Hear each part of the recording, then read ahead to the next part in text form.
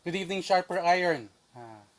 Papuri ako sa Panginoon dahil may pagkakataon ulit para magbahagi ng salita ng Diyos. I continue to hope na nakatulong ang ating mga pag-aaral sa kanyang salita lalo na sa panahon ngayon ng krisis ng COVID-19. Para sa ating mga mananampalataya, isang hamon ng panahon ng krisis na dulot ng COVID-19 ay ang pagsamba, sa larangan ng pagsamba. Nakaugalian na kasi nating magtipon, magkita-kita, para umawit sa Panginoon, para manalangin at makinig sa kanyang salita. Sanay kasi tayong pumunta sa ESNA eh. Pero kaugalian lang ba ang pinag-usapan natin sa pagsamba? Nasanay lang ba tayo? Hindi po. May panawagan ng Panginoon sa kanyang bayan mula sa lumang tipan hanggang sa bagong tipan. Yun ay ang pagtitipon ng mga mananampalataya para sa sama-sama nating pagsamba. The author of the book Know the Truth, Bruce Milne, wrote, "Biblical religion is inescapably corporate." Kinakailangan daw nating sumamba at sama-sama tayong sumamba. Now, we have to acknowledge this about being God's people. Ang bayan ng Israel sa lumang tipan na hindi lamang nagtitipon para sa panahon ng pagsamba tuwing Sabado. Sila ay tinawag ding magtipon sa panahon ng mga pista na inutos ng Diyos. Ito ay tanda ng kanilang pakipagtipan kay Yahweh. Ito ay bahagi ng kanilang pagkilala at pagpapasakop sa kaharian at pamamahala ng ating Panginoon. Ang pagpapahayag ng Ebanghelyo ay isang tawag sa pagsamba. It is a call to worship. The gospel was never about calling people to become healed of their physical sickness or so that they would be set free from their material poverty so that they might become rich in possessions or that they might become popular or known or accepted by the world. Napuput at nagagalit ang Diyos sa kasamaan at kasalanan ng sangkatauhan dahil ayon sa Romans 1:18, ang kasalanan ng tao ay ang kawalan ng karampatang pagsamba sa Diyos. Nung binago tayo ng Panginoon, pinagdulutan niya tayo ng bagong buhay at bagong pagnanasa at bagong kakayahang sambahin siya. Kaya naman sa Romans 12:1-2, kung naalala nyo, may utos para tayo ay tumugon sa mayamang awa ng Panginoon na may pagsamba. A person trusts in God as a response to the call of worship found in the gospel. The covenant people of God have always been called to worship God and God alone. And it was gathering for Sabbaths and feasts for the Old Testament Israel and gathering for the church in the New Testament, which constituted biblical worship. Again, it's not simply about, praying prayers alone or being together, but about God's people worshiping God and God's people being able to worship together. It's not simply about doing something at the same time na sabay-sabay, gagawin natin to para mangyari pare-pareho tayo. It was uniting hearts before God. So even at great distances, along great distances, believers have always worshiped God. How should we respond to challenges to biblical worship? Kasi may mga hamon sa tunay na pagsamba. At ano yung nararapat nating tugon? Hindi kasi likas sa tao ang karampatang pagsamba. May wastong pagsamba at merong maling pagsamba. May mga pinapagawa ang Panginoon sa kanyang salita. Merong pinagbabawal ang Panginoon sa kanyang salita kung tinutukoy natin ang pagsamba. Malinaw rin to sa 10 utos. Ano bang nararapat nating tugon sa mga hamon sa tunay na pagsamba? Una muna, kailangan nating itukoy kung ano ang ilan sa mga hamon sa tunay na pagsamba. Makita natin to kung bubuksan natin ang ating mga Biblia sa Daniel chapter 3, verse 1-7. Daniel chapter 3, verse 1-7. Babasahin ko ang Daniel 3:1-7 para sa atin. Nebuchadnezzar the king made an image of gold, the height of which was 60 cubits, and its width 6 cubits. He set it up on the plain of Dura in the province of Babylon. Then Nebuchadnezzar the king sent word to assemble the satraps, the prefects and the governors, the counselors, the treasurers, the judges, the magistrates, and all the rulers of the provinces to come to the dedication of the image that King Nebuchadnezzar had set up. Then the satraps, the prefects, and the governors, the counselors, the treasurers, the judges, the magistrates, and all the rulers of the provinces were assembled for the dedication of the image that Nebuchadnezzar the king had set up, and they stood before the image that Nebuchadnezzar had set up. Then the herald loudly proclaimed, "To you the command is given, O peoples, nations, and men of every language, that at the moment you hear the sound of the horn, flute, lyre, trigon, psaltery, bagpipe, and all kinds of music, you are to fall down and worship the golden image that Nebuchadnezzar the king has set up. But whoever does not fall down and worship shall immediately be cast into the midst of a furnace of blazing fire." Therefore, at that time, when all the peoples heard the sound of the horn, flute, lyre, trigon, psaltery, bagpipe, and all kinds of music, all the peoples, nations, and men of every language fell down and worshipped the golden image that Nebuchadnezzar the king had set up. Yung rebultong ginto ay hindi naman siguro purong ginto, kundi tinakpan ng ginto. Higit doble siya ng Rizal Monument sa taas at kalahati siguro ng taas ng Quezon Memorial sa Quezon Memorial Circle. Ano ba ang hugis nito? Kung pagbabasehan natin ang sukat, hindi naman yata imahe ng tao yung buong rebulto. Malamang patulis siya, pwede rin namang may imahe sa tuktok. Most likely a 90-foot tall and 9-foot wide obelisk overlaid with gold, with an image at the top. It would be seen from afar because it was built on a plain. Malayo pa lang, kita mo na siya. Nung ide-dedicate na yung rebulto, pinatawag ni Haring Nebuchadnezzar ang lahat ng opisyalis ng kanyang kaharian na dumalo. So, lahat ng administrator, yung punong kinatawan, chief representatives, yung komandante ng military niya, yung tagapamahalang iba't ibang sangay ng pamahalaan, yung mga governors, yung mga hukom, yung mga judges, pinatawag. At pinatawag rin niya yung mga ingat yaman ng kaharian, yung treasurers, yung mga punong mahistrado, yung mga opisyal ng mga probinsya ng kanyang kaharian. Lahat ng national at local leaders, kumbaga, nandun. Ano ba itong imaheng ginto? At ano ba itong pagtitipon at seremonyas ni Haring Nebuchadnezzar? Hindi naman pinangalanan ang isa sa mga Diyos-Diyosan ni Nebuchadnezzar. Walang binanggit eh. Pero oras daw na tumugtog ang mga musikero at instrumentalista, magpapatira pa daw at sasamba ang lahat sa rebultong ginto. Kakaiba to, no? Kung maalala nyo yung panaginip,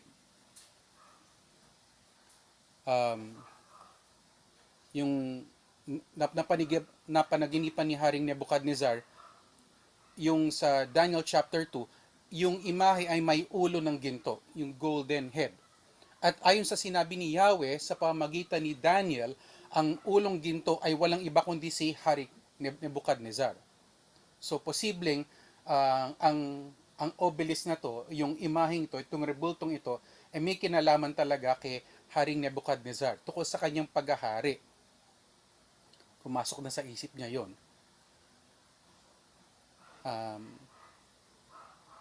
Sino mang hindi magpapatira pa at sasamba sa rebultong ginto ay kaagad na iahagi sa gitna ng hurno o pugon ng naginingas na apoy. So at the sound of the musical instruments, all the people gathered, fell down, and worshipped the image. The golden image, it seems, was a loyalty check on the Babylonian officials. This ceremonial gathering was clearly a worship service with King Nebuchadnezzar at the center. pansinin ninyo ang ilang bagay patungkol sa pagtitipong ito. Tinatawag ang lahat ng tao mula sa iba't ibang bansa, iba't ibang lahi at wika na sumamba. All nations were being called to it. May mga musikero at instrumentalista at ang kanilang pagtugtog ay hudyat ng pagsamba. There is music for this worship. Sama-samang tinatawag ang lahat ng tao na magpatira pa at sumamba. There is a clear bowing down, a humbling before the image in worship. At ang sino mang hindi magpapatira pa at sasamba ay itatapon sa nagningingas na apoy. So there is judgment if you don't worship. Nahalata niyo ba ng pagtitipong ito ay huwad na pagsamba? Bakit? Dahil salungat ito sa pagsamba kay Yahweh. Ito ay paglapastangan o blasphemy sa Panginoon at tunay na Diyos. It seems that aspects of worship which is supposed to be divine worship is being given to this golden image in the name of loyalty to King Nebuchadnezzar. Ginagaya pa niya ang pagsambang nararapat sa tunay na Diyos, kumbaga. Sa biglang tingin, para lang siyang flag ceremony, pero ang pamamaraan ng pagkakaisi nila ay sa pagsamba. King Nebuchadnezzar's attempt to unite his kingdom in loyalty to him was a call to worship. If you were told to fall down and worship an idol or else you would be killed, let me ask you, what would you do? Many people have sinned and done things which are wrong in order to avoid suffering or even death. Now, few have decided to do what is right, even if it means being rejected, hated, or even punished. Marami na yan. Throughout yung history ng mga mananampalataya, nandiyan na yung pagsubok. Nandiyan na yung hamon sa tunay na pagsamba. Now, may mga ilan na hindi nakisama sa ginagawa ng nakararami. Basahin natin yung Daniel chapter 3, verse 8 to 12. Daniel chapter 3, verse 8 to 12. For this reason, at that time, certain Chaldeans came forward and brought charges against the Jews. They responded and said to Nebuchadnezzar the king, O king, live forever. You, O king, have made a decree that every man who hears the sound of the horn, flute, lyre, trigon, psaltery, and bagpipe, and all kinds of music, is to fall down and worship the golden image. But whoever does not fall down and worship shall be cast into the midst of a furnace of blazing fire. Ito na yung ulat. There are certain Jews whom you have appointed over the administration of the province of Babylon, namely Shadrach, Meshach, and Abednego. These men, O king, have disregarded you. They do not serve your gods or worship the golden image which you have set up. Halata namang inggit ang mga taong ito sa mga Hudyong sila Shadrach, Meshach, at Abednego na inappoint ni Haring Nebuchadnezzar sa Babylon. Pero pansinin niyo ang pagsalaysay ng mga inggitero. Hindi daw nakikinig, hindi daw sumusunod sa utos ng hari ang tatlong Hudyong ito. Yung tatlong Hudyo daw ay hindi sumasamba at naglilingkod sa rebultong ipinatayo ng hari. Now, siguro inisip ng ilan kung bakit hindi nabanggit si Daniel sa salaysay na ito. Mari kasing nasa ibang lugar siya ng kaharian para gampanan ng kanyang tungkulin bilang kumakatawan kay Nebuchadnezzar. Pwede yon. I think that if he was present, he would have remained standing along with his friends. Pwede rin namang nandun siya pero in-exempt siya. Pero hindi natin nakikitang nangyari yon. Malinaw naman sa una at ikalawang kabanata ng Daniel, Daniel 1 and Daniel 2, na si Daniel at ang kanyang mga kaibigan ay nagpapasakop kay Nebuchadnezzar, di ba? Masunuri naman sila at magalang naman silang nakikiusap sa mga may kapangyarihan sa Daniel 1 and 2. Ano itong pagsuway nila sa utos ng hari? Basahin natin yung Daniel 3:13 to 15. Daniel 3:13 to 15. Then Nebuchadnezzar, in rage and anger, gave orders to bring Shadrach, Meshach, and Abednego. Then these men were brought before the king. Nebuchadnezzar responded and said to them, Is it true, Shadrach, Meshach, and Abednego, that you do not serve my gods or worship the golden image that I have set up? Now if you are ready, at the moment you hear the sound of the horn, flute, lyre, trigon, psaltery, and bagpipe, and all kinds of music, to fall down and worship the image that I have made, very well. But if you do not worship, you will immediately be cast into the midst of a furnace of blazing fire. And what God is there who can deliver you out of my hands? So merong isa pang pagkakataon, kumbaga, na binibigay si Haring Nebuchadnezzar, merong second chance. Pero pansinin nyo, doon sa reaksyon pa lang niya, sa ulat ng mga Chaldeans, galit at pinipersonal ng haring ito ang hindi pagsunod, ang ulat na hindi sumunod yung tatlo. Dahil malaga para kay King Nebuchadnezzar ang katapatan ng mga tao sa kanyang kaharian. Sanay kasi si Haring Nebuchadnezzar na makuha ang gusto niya at masunod ang utos niya. Kilala naman niya mga Hudyong ito, kaya siguro parang inisip niya, pagbibigyan niya at bibigyan niya ng isa pang pagkakataon, ikinakailangan niya syempreng i-address yung mga to, kasi kung itong tatlong to ay hindi susunod sa kanya, ano na lang ang magiging itsura niya, anong tingin ng tao sa kanya, ng mga nandun sa kanya, na meron na siyang inutos at meron na siyang banta sa lahat ng susunod. So he has to stand up for what it is that he said. Inassume lang niya na susunod lahat, pero merong hindi sumunod. Pero pansinin nyo, nung merong banta yung hari, meron pa siyang pahabol. Sinong Diyos ang magliligtas sa inyo sa aking mga kamay? Is there a God who can save you out of my hands, who can deliver you out of my hands? Ito ang problema. Parang nakalimutan yata ni Nebuchadnezzar ang sinabi niya kay Daniel patungkol sa Diyos. Kasi sinabi ng hari sa Daniel 2:47 na ang Diyos ni Daniel ang pinakamakapangyarihan sa lahat ng Diyos. Oh, sinabi niya doon ng Diyos daw ni Daniel ang dapat kilalaning Panginoon ng mga hari. Ano nangyari? Ano to? Short-term memory loss? Di ba't pinarangalan niya si Daniel at inappoint niya yung tatlong Hudyo dahil rin doon sa nangyari sa kanya sa chapter 2? Anong nangyari? Hindi kasi talaga niya kinikilala si Yahweh bilang tunay na Diyos at Panginoon. The king doesn't truly know Yahweh. He doesn't truly know the one true God.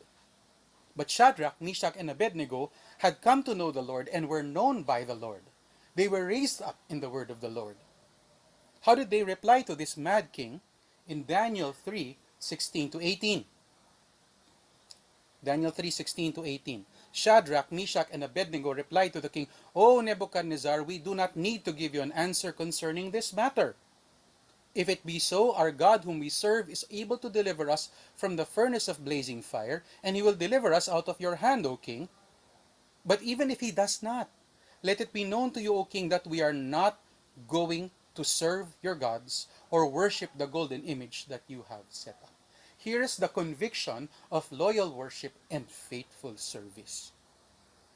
Sila Shadrach, Meshach at Abednego ay ilang beses nang iniligtas ni Yahweh sa kamay ng hari. Nakalimutan yata ng hari yun. O hindi niya talaga lubos na intindihan, naunawaan. Pero alam nila yun. Pwede naman sila mapahamak sa Daniel chapter 1 at chapter 2, di ba? Pero, anong ginawa ng Panginoon? Iniligtas sila ng Panginoon. Buhay pa rin sila. God saved them before. They could have died many times over in the past, but they did not because God was preserving them. Pero hindi lang naman sa karanasan ng magkakaibigang ito, yung kaligtasan ng Panginoon. Matagal nang nagpapatotoo si Yahweh sa kanyang makapangyarihang kamay para gumawa ng himala at iligtas ang kanyang mga lingkod. Yung kasaysayan ng lumang tipan ay patotoo sa kanya. Go back, all the way back, to even before the destruction of their country, of their people, the exiles, all the way back. God was faithful and He is able to deliver and save, hindi ba? Ang pakikipagtipan ng Diyos sa mga nananampalataya sa Kanya ay tapat na mapagkakatiwalaan. His covenant with His people is something that people, His faithful people, can hold on to. It is trustworthy.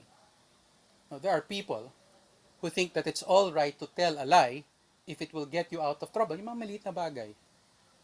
Others think that it's okay to do something wrong if others will accept you for it, will like you for it. Na pwede mo naman bawiin later on or do something else. God has given us clear commands in the Bible that we may obey Him and live for His glory. When people doubt God, when we doubt God, when we disobey His commands, we dishonor Him. We do not glorify Him. We do not worship or serve Him. And God punishes people because they refuse to worship only Him. And when we are reduced to giving in to fear of people or wanting to please people, we end up worshiping false gods and idols.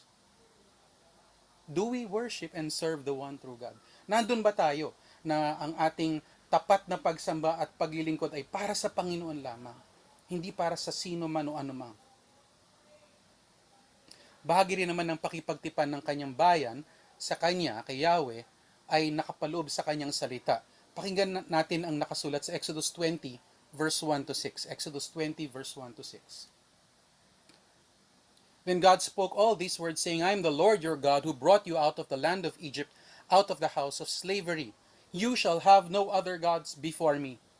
You shall not make for yourself an idol or any likeness of what is in heaven above, or in the earth beneath, or in the water under the earth. You shall not worship them or serve them, for I, the Lord your God, am a jealous God, visiting the iniquity of the fathers on the children, on the third and fourth generations of those who hate me, but showing loving kindness to thousands to those who love me and keep my commandments.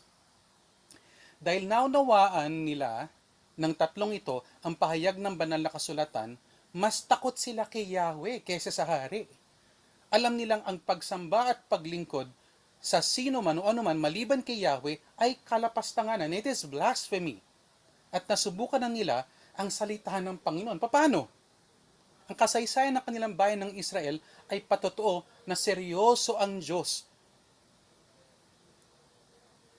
Ninanais ng Diyos ang wastong pagsamba, ang karampatang pagsamba.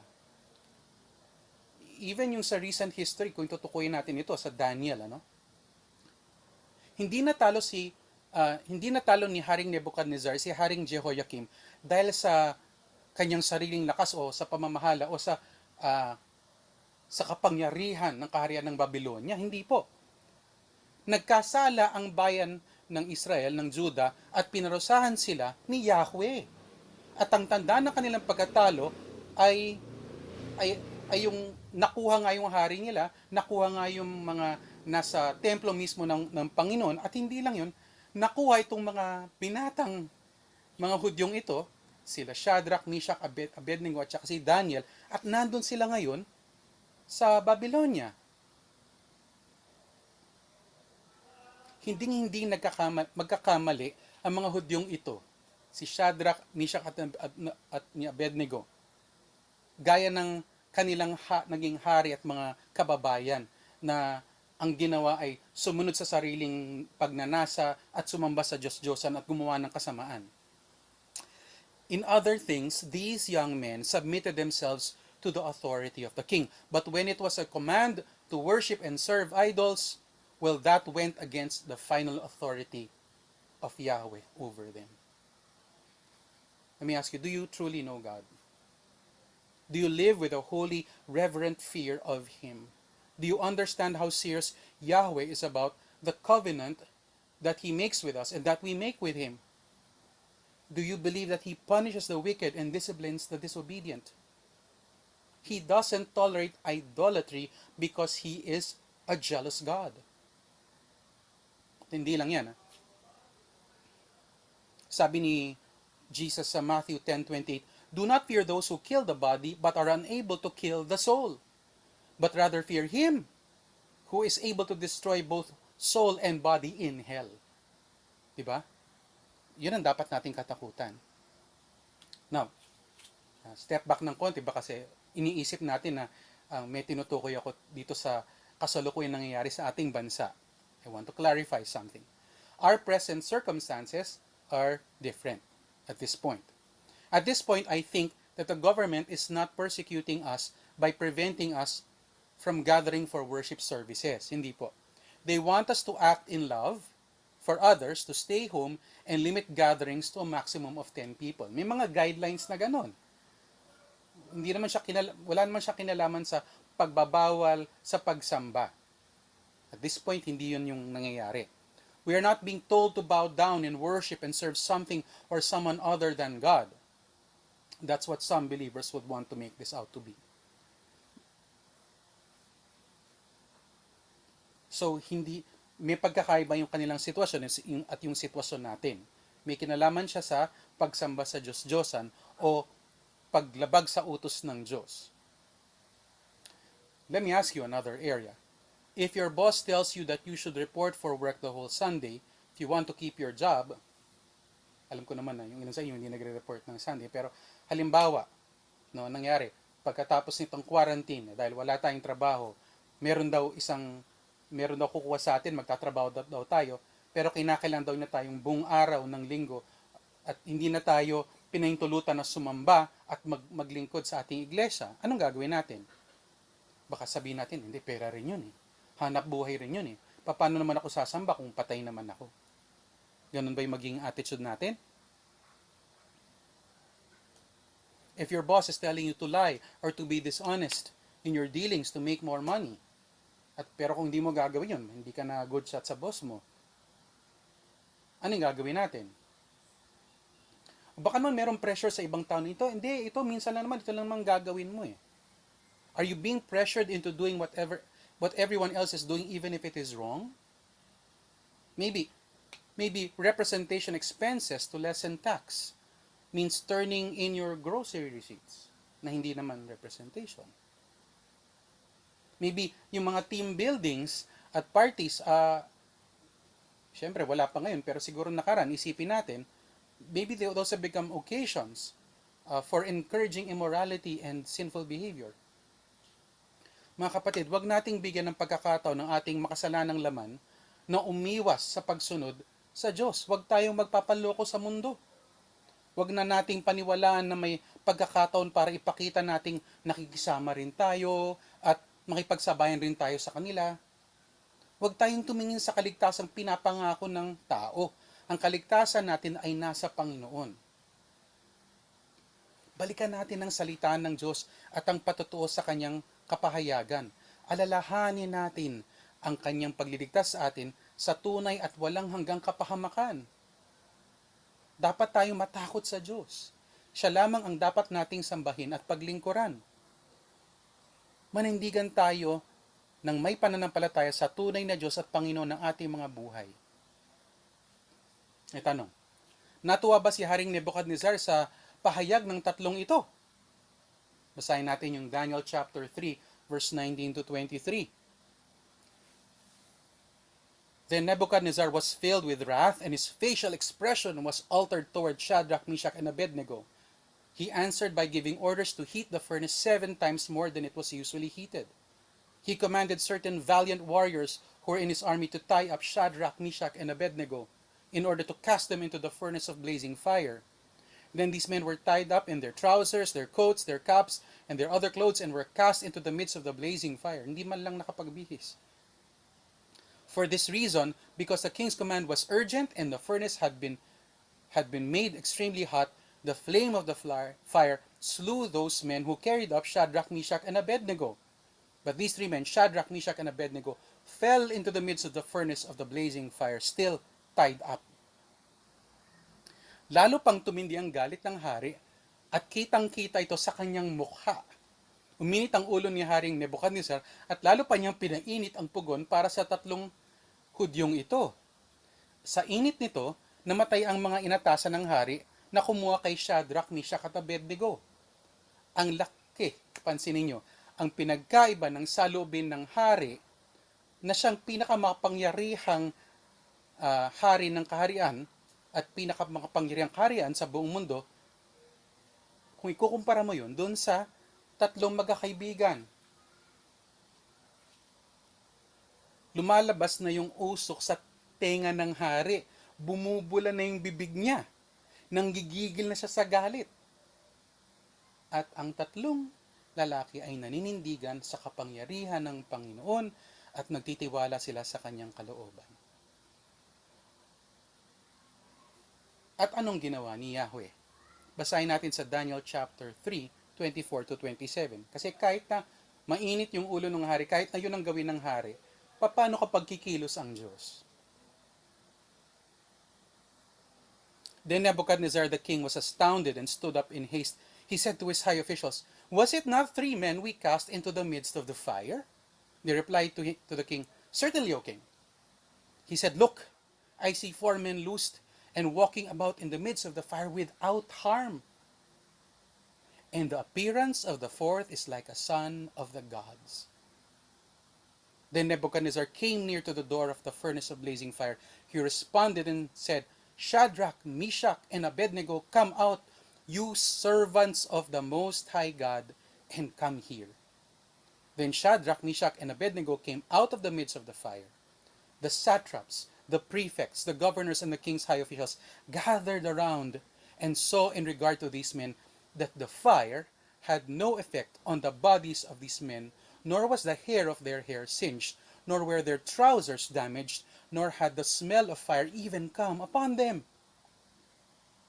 Fireproof sila. Linigtas sila ng Panginoon.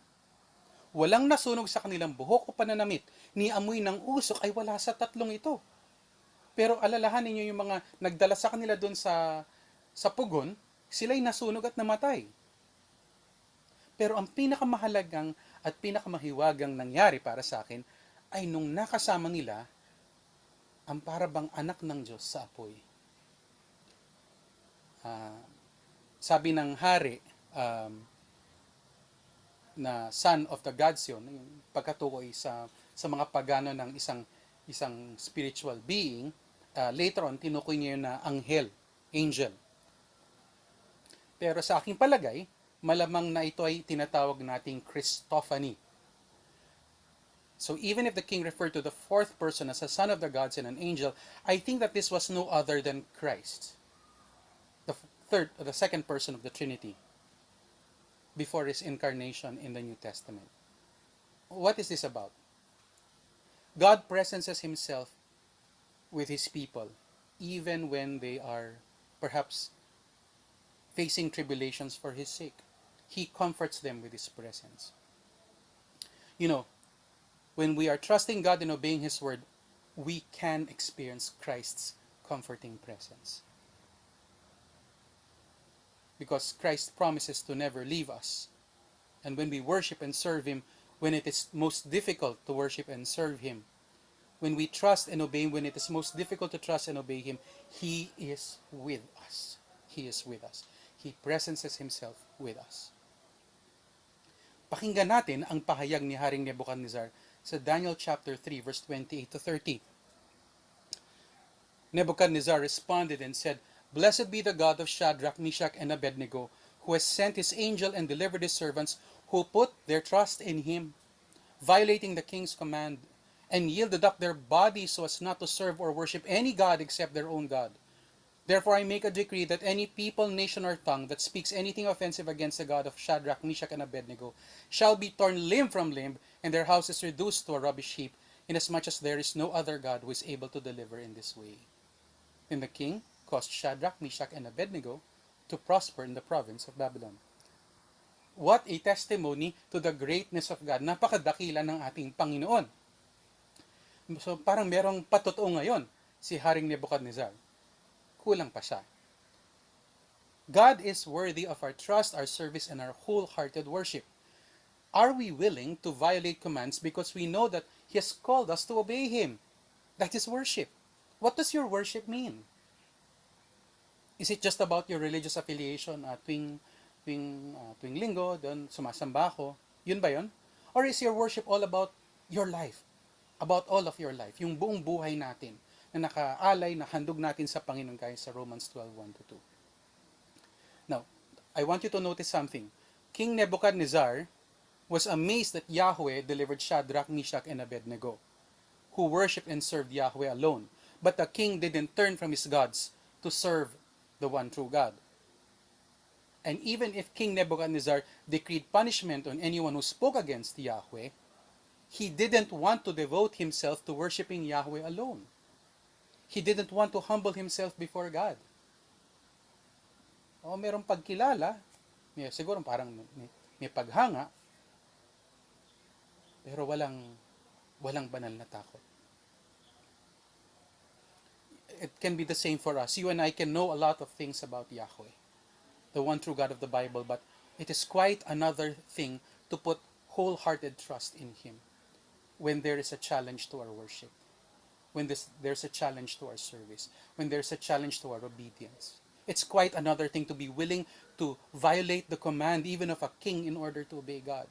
It is quite another to risk your life in order to serve and worship God and God alone. Ang tanong kasi, kung tayo mismo, pinagsisiyan na natin ang pagsamba sa Diyos-Diyosan o anuman na hindi ang Diyos.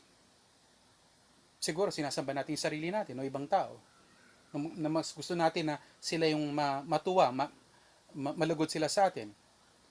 Will we believe in Yahweh, the one true God, who has revealed Himself in Jesus Christ? Hindi ba't ang kaligtasan natin ay higit pa sa kaligtasan ng ating panlupang katawan? Ang Diyos mismo ang siyang kumilos para bigyan daan ng ating kaligtasan sa kanyang pagkapadala ng kanyang anak para ang sino mang manampalataya sa kanya ay hindi mapahamak sa impyerno kundi magkaroon ng buhay na walang hanggan? Will we trust in the Lord Jesus Christ wholeheartedly as our Savior and commit ourselves to obeying only His commands? Will we be willing to disobey sinful human commands in order to honor our covenant with God? Will we do whatever Christ commands, worship and serve Him, even at the risk of losing our own lives? How should we respond to challenges to truly biblical worship?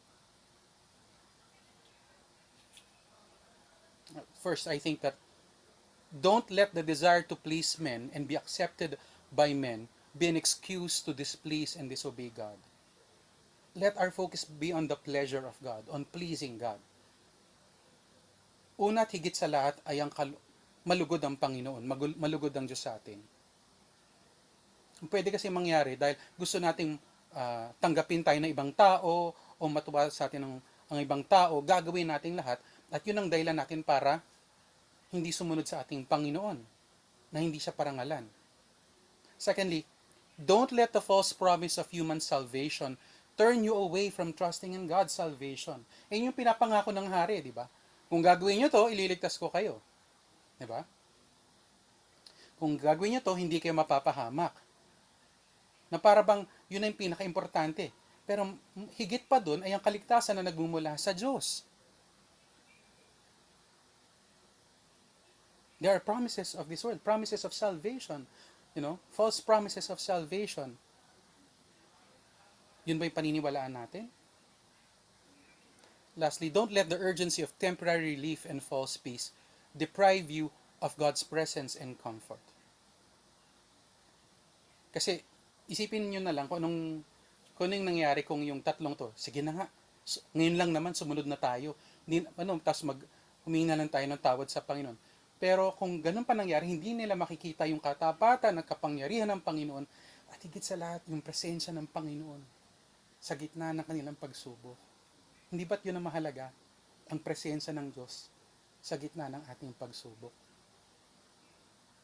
Pansinin nyo na sa maraming paraan, parang ito na rin yung pagsubok o yutokso na hinarap rin naman ng ating Panginoong Jesus. Ano ba yung uunahin niya? Yung malugod sa kanya ang kanyang ama, na manampalataya siya sa iisang daan na binigay ng kanyang ama para sa sangkatauhan. At ano ba yung higit sa lahat ang alam niyang nalulugod ang kanyang ama sa kanya? Tayo ba, anong bang mahalaga para sa atin? I'd like to invite you to join with me in singing a hymn which honors God and reminds us about His greatness. Ang tendency kasi para sa atin is nakatingin tayo sa mundo, nakatingin tayo sa mga tao, pero ang kinakailangan kasi makita natin ang kadakilaan ng Diyos, ang kanyang kapangyarihan, ang kanyang pagkilos sa ating buhay. Will you join me?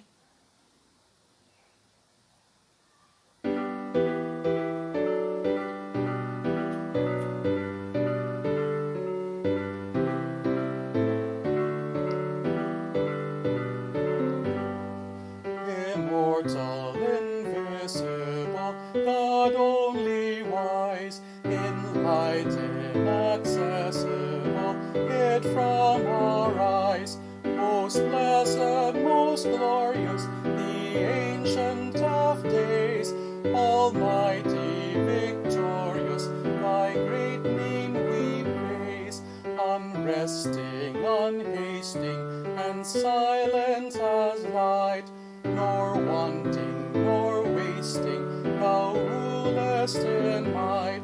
Thy justice like mountains, high soaring above, thy clouds which are fountains of goodness and love. To all life thou givest, to both great and small.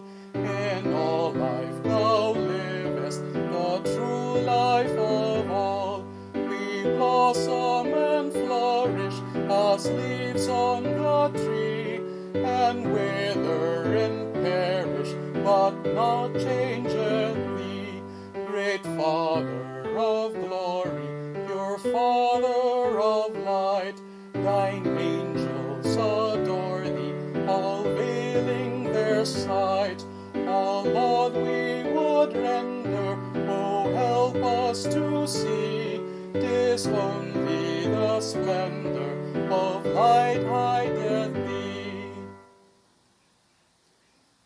Manalangin tayo. Salamat po, Panginoon, na kayo nga po ang karapat-dapat na sambahin sa spirito at katotohanan. Ito po'y aming pribileyo bilang inyong mga lingkod, bilang inyong mga anak. Lord, help us to see that there are challenges every day to our worship, challenges to our obedience, challenges to our trust, challenges to our faith. Ano nga po ba ang dapat naming gawin? Yung nangyayari pa sa mundo namin, parang ano ba, magtitiwala ba kami sa inyo, Panginoon? O panghawakan po ba namin ang inyong mga pangako? Panghawakan po ba namin ang inyong salita? Susunod po ba kami sa inyong mga utos? O isipin namin, ito, kinakailangan kong gawin to kasi may pangailangan ako, o may dapat kasi ito ang kinakailangan kong gawin. Paano na lang ako mabubuhay? Pero Panginoon, kayo po ang siyang nagpapakita na ang inyong kapangyarihan na higit sa lahat, kayo po ay una sa lahat. Ng aming mga buhay ay nasa inyong mga kamay, hawak niyo po yan. At hindi po dahilan ang anumang iniisip namin o kinatatakutan namin para talikuran po namin ang katotohanan ng inyong salita, ang katotohanan ng inyong kapahayagan sa amin.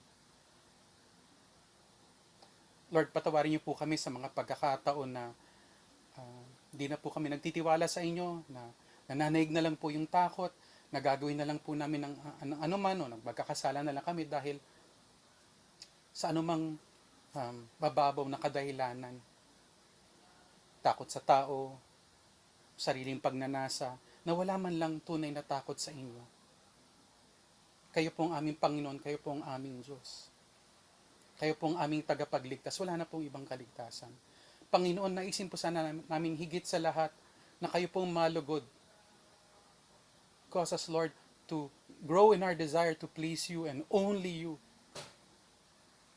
Panginoon, maawa po kayo sa amin.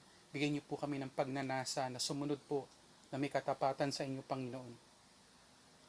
Lord, would you be merciful and gracious? Paalalahanan niyo po kami, Panginoon, ng kaligtasan po ay sa inyo at sa inyo lamang. Wala pong kaligtasan sa mundo. Kaya pati po yung kinatatakutan naming kamatayan sa mundong ito ay wala po yun. Wala po talaga siyang kahulugan o kahalagan kung iisipin po namin ang inyong kadakilan, ang inyong kapangyarihan, ang inyong pamamahala sa amin. Panginoon, panghawakan po sana namin ang mga natutunan namin sa inyo. Makita po sana namin na hindi po sa galing o sa tapang, sa kakagitingan, yung pagtugon ng tatlong ito.